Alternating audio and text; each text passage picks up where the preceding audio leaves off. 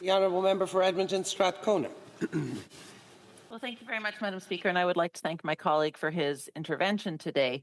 You know, I think Canadians following along would rightfully see that we have both a Conservative and a Liberal party blaming each other for which one is most corrupt, which of course is not a very a good thing for our democracy. I wonder if the member would like to provide some insight on changes he would like to see within our legislative system that would make Canadians feel more confident that, you know, a next government, whether it is New Democrat, Liberal, or Conservative, would have some guardrails on corruption, because Canadians today are looking at, you know, a government under Stephen Harper that prorogued, that was plagued by scandal, and now a government under the current Prime Minister that is prorogued, that is plagued by scandal as well. What would those fundamental changes to our legislative system be from his perspective?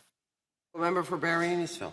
Well, thank you, Madam Speaker, and I would remind the member that the NDP party, despite the fact that it's a fourth party and has never formed government and will likely never form government in this country ever, has been involved in corruption issues in the past. So it's quite rich for them to talk about that, but and to lob as they do from the corner over there. That's okay. Is Strathcona on a point of order? Yeah, I would just like to ask that member to retract that. I don't think that there's any way for him to have honestly said that the NDP has actually caused any sort of corruption, as we have, as he mentioned, not been government. So he the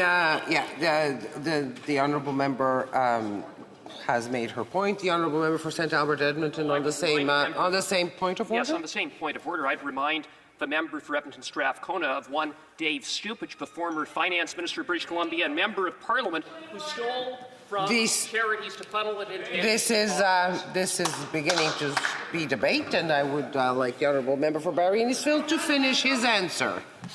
Glass houses and stones. Well, I think the worst part of what the member from Edmonton Strathcona is talking about is that for the better part of 2.5 years, they have been supporting, through a coalition agreement, all of the stuff, all of the scandals, all of the corruption, all of the expenses, all of the, everything, including the loss of civil liberties, if she doesn't like what I'm saying, Madam Speaker, tell her to cite which standing order rule that she's citing on this, because everything I'm saying is correct. I have a point of order from the honourable member for Victoria.